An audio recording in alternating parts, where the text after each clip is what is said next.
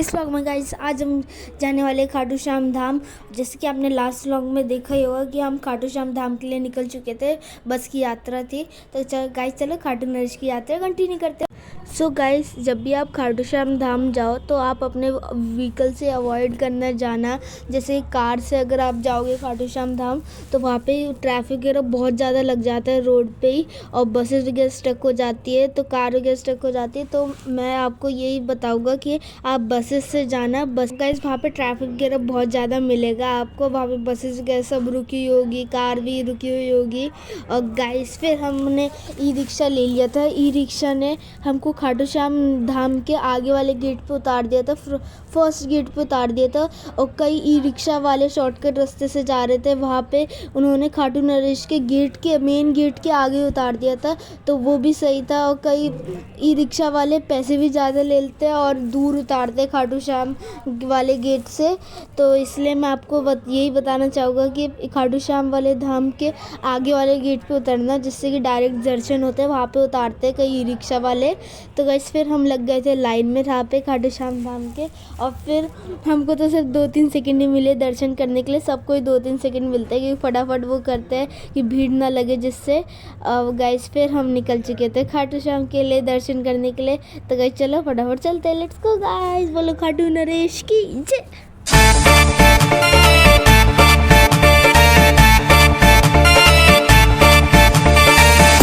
हाँ जी, चले फिर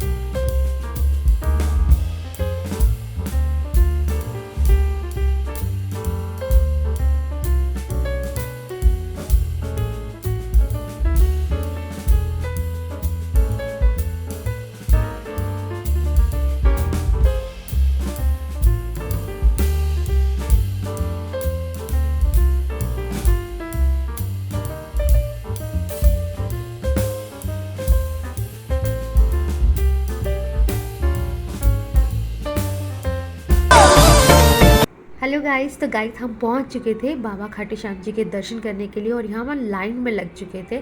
और गाइस ये जो खाटू श्याम बाबा जी का मंदिर है, ये राजस्थान के सीकर ज़िले में है गाइस। और सभी लोगों का यहाँ पे ये विश्वास भी है कि बाबा श्याम है वो सभी की मुरादें पूरा करते हैं, इसीलिए हर साल लोग बड़ी संख्या में यहाँ पर आते हैं। और यह कहा जाता है कि बाबा जी रंग को भी राजा बना सकते हैं। तो गाइस यहाँ पे अलग अलग आपको रो दिखाई दे रही है। तो इस पे जो फर्स्ट रो होती है गाइस वो सीनियर सिटीज़न के लिए होती है, और इसके अंदर जो भी सीनियर सिटीज़न है वो आराम से दर्शन कर सकते हैं, बिल्कुल भी भीड़ नहीं होती है। और वैसे गाइस इनका जो अरेंजमेंट है वो काफ़ी अच्छा कर दिया गया है, बहुत अच्छे से मॉडिफाई कर दिया है इसको कंस्ट्रक्शन के बाद, और सब अच्छे से दर्शन है, सभी को अच्छे से दर्शन हो जाते हैं। तो हम यहाँ पे सेकंड रो में थे, और यहाँ पे भी हमने पिछली बार जब हम गए थे तब हम थर्ड लाइन में थे, लेकिन अब की बार हम सेकंड रो में थे और आपने बिल्कुल पास से दर्शन किए गाइस। तो गाइस खाटू श्याम बाबा जी के बारे में ये कहानी भी है कि ये पांडु पुत्र भीम के पौत्र थे, और ये कहा जाता है कि खाटू श्याम जी की अपार शक्ति और क्षमता से प्रभावित होकर श्री कृष्ण जी ने इन्हें कलयुग में अपने नाम से पूजे जाने का वरदान दिया था गाइस।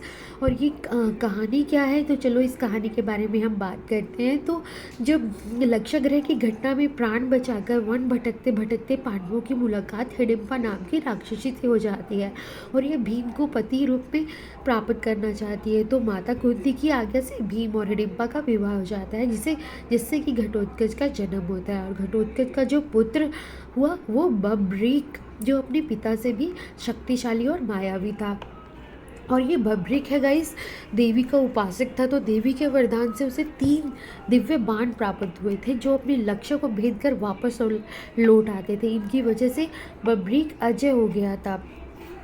गाइस महाभारत के युद्ध के दौरान जो बब्रिक है उसको युद्ध देखने के लिए वो कुरुक्षेत्र आ रहा था, लेकिन श्री कृष्ण जी जानते थे कि अगर बब्रिक युद्ध में शामिल हुआ तो जो पांडव पक्ष है वो हार जाएगा। तो बब्रिक को रोकने के लिए श्री कृष्ण जी गरीब ब्राह्मण बनकर उसके सामने गए और अनजान बनते हुए श्री कृष्ण जी ने बब्रिक से पूछा कि तुम कौन हो और कुरुक्षेत्र क्यों जा रहे हो। तो जवाब में बब्रिक ने कहा कि वह एक दानी योद्धा है जो अपने एक ही बाण से महाभारत युद्ध का निर्णय कर सकता है। तो श्री कृष्ण जी ने उनकी परीक्षा लेनी चाहिए और उसने कहा कि चलो।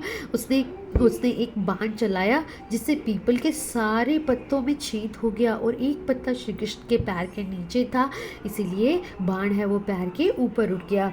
श्री कृष्ण बब्रिक की क्षमता से हैरान थे और वो ये भी जानते थे कि अगर वह युद्ध भी शामिल हो गया अब तो पांडवों की जो पराजय है वो निश्चित है। इसीलिए उन्होंने उससे कहा कि तुम तो बड़े पराक्रमी हो, मुझ गरीब को कुछ दान नहीं दोगे। तो बब्रिक ने कहा कि मांगो, आप क्या मांगते हो। तो श्री कृष्ण ने बब्रिक से उसका शीश मांग लिया और बब्रिक समझ गया कि यह कोई साधारण ब्राह्मण नहीं है, यह तो वास्तविक परिचय देने के लिए, और उन्होंने श्री कृष्ण जी को वास्तविक परिचय देने के लिए कहा। तो श्री कृष्ण जी ने अपने असली रूप में आकर के बब्रिक को दर्शन दिए और बब्रिक ने भी खुशी खुशी अपने शीश का दान है वो श्री कृष्ण जी को अर्पित कर दिया। तो उसके बाद बब्रिक ने अपने हाथ से अपना जो शीश है वो श्री कृष्ण जी को दान में दे दिया। शीश दान से पहले बब्रिक ने कहा कि मुझे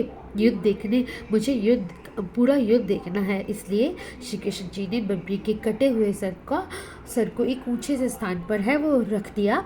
इस तरह से श्री कृष्ण ने प्रसन्न होकर बब्रिक के उस कटे हुए सिर को वरदान दिया कि कलयुग में तुम मेरी श्याम के नाम से पूजित होगी, तुम्हारे समान मात्र से ही भक्तों का कल्याण होगा और धर्म, अर्थ, काम, मोक्ष की प्राप्ति होगी। तो गाइस, बाबा खाटू श्याम धाम में स्थित श्याम कुंड से प्रकट हुए श्री कृष्ण विराट शालिग्राम में 1777 में खाटू श्याम जी के मंदिर में स्थित होकर ये भक्तों की मनोकामनाएं हैं वो पूर्ण कर रहे हैं।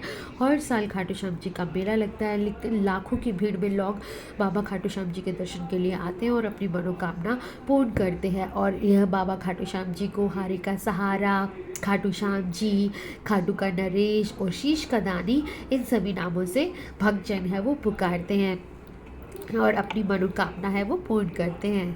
अरे तेरी एक झलक से दर्दे दिल को आराम पहुंच गया, ढूंढ रहा था स्वर्ग का रास्ता, खाटू श्याम पहुंच गया। ओ खाटू वाले श्याम, मैं आया तेरे धाम, करता है सबको तू पर हो रहा है मेरा नाम। ओ खाटू वाले श्याम।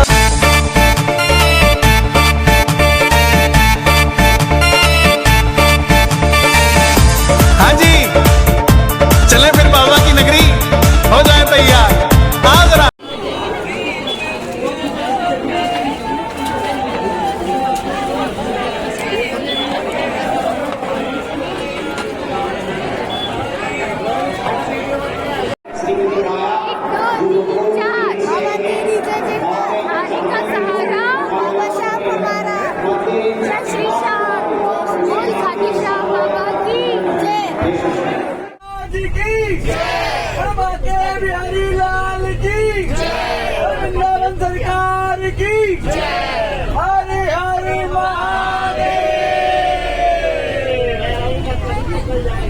सो गाइज़, ये एयरप्लेन वाला यहाँ पे रेस्टोरेंट भी है, ये राजस्थान में खाटू श्याम के पास में है।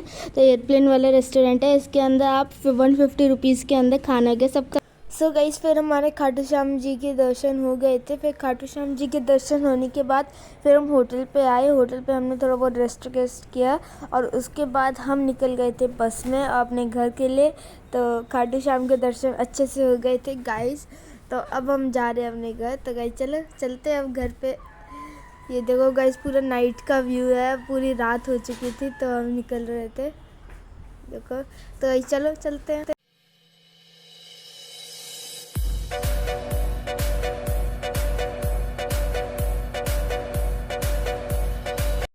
गाइस, रिफ्रेशर स्नैक्स वगैरह मिले थे, आप यहाँ पे देख सकते हो।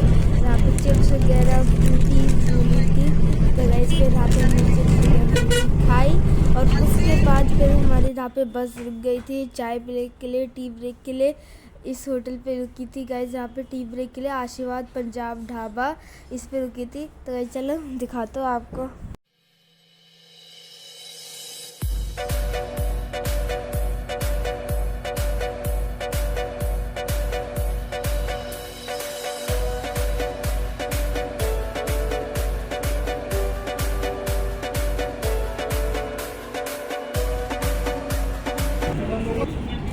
सो गाइस इधर झूले वगैरह, स्लाइड्स वगैरह सारी चीज़ें।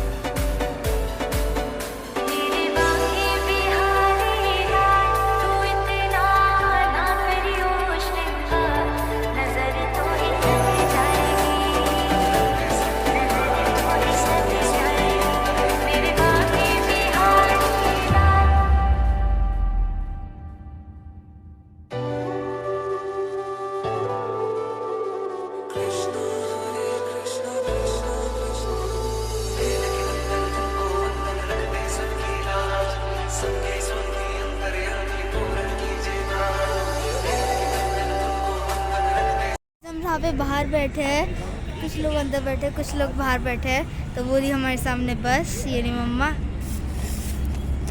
तो चलो इसे खोलते हैं, इसके अंदर क्या क्या है। दिख रही है क्या तुम्हें? इसके अंदर गाइस यहाँ पे निकली है मट्ठी, गुड डे बिस्किट, और यहाँ पे भुजिया, यहाँ पे, और बस गाइस इतना ही है चाय के साथ। और यहाँ पे चिप्स वगैरह हर्षी के लिए, और गाइस वहाँ पे हर्षी वहाँ पे झूले झूल रही है।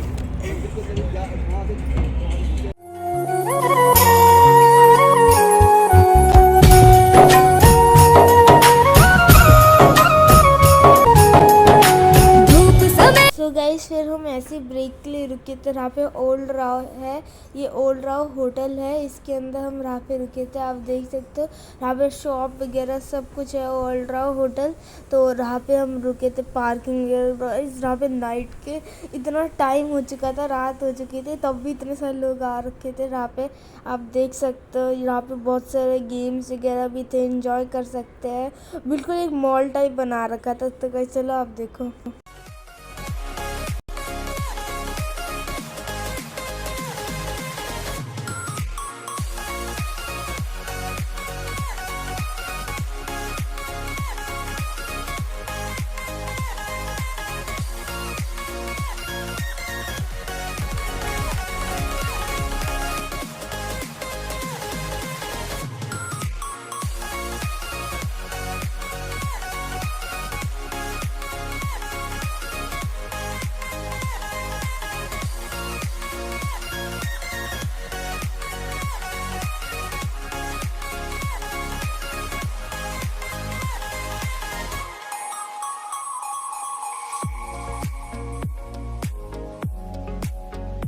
ये वाली वीडियो देखी नहीं है तो जल्दी से जाके वॉच करो। वीडियो पसंद आए तो वीडियो को like, share and subscribe. Bye bye.